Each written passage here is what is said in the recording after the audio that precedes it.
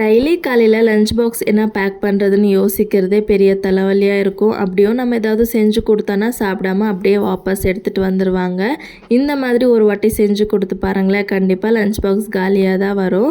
இது செய்கிறதுக்கு ஒரு மேங்கோவை கட் பண்ணி பல்ப்பை மட்டும் தனியாக எடுத்துக்கோங்க. இதை மிக்சர் ஜாருக்கு ட்ரான்ஸ்ஃபர் பண்ணிவிட்டு ஃபர்ஸ்ட் ஒரு வாட்டி நல்லா ஸ்மூத்தாக கிரைண்ட் பண்ண பிறகு 2 பெரிய ஸ்பூன் கோதுமை மாவு, பிஞ்ச் ஆஃப் சால்ட், ஸ்வீட்னஸ்க்கு தகுந்த மாதிரி ப்ரௌன் சுகர் இல்லை ஒயிட் சுகர் எது வேணாலும் ஆட் பண்ணிக்கலாம்.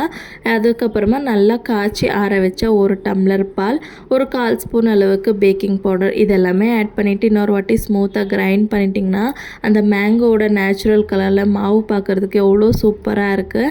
இப்போ இதை பேனில் குட்டி குட்டியாக பேன் கேக்ஸ் மாதிரி ஊற்றிட்டு கொடுத்து பாருங்களேன், சூப்பராக சாப்பிட்டு வரவாங்க. அந்த மேங்கோ ஃப்ளேவரில் சாப்பிட்றதுக்கு ரொம்ப சூப்பராக இருக்கும். நானும் ஃபஸ்ட் டைம் ட்ரை பண்ணியிருந்தேன். கண்டிப்பாக நீங்களும் இந்த மேங்கோ பேன் கேக் ட்ரை பண்ணிவிட்டு எப்படி வந்துச்சுன்னு கமெண்ட் பண்ணுங்கள். பாய்.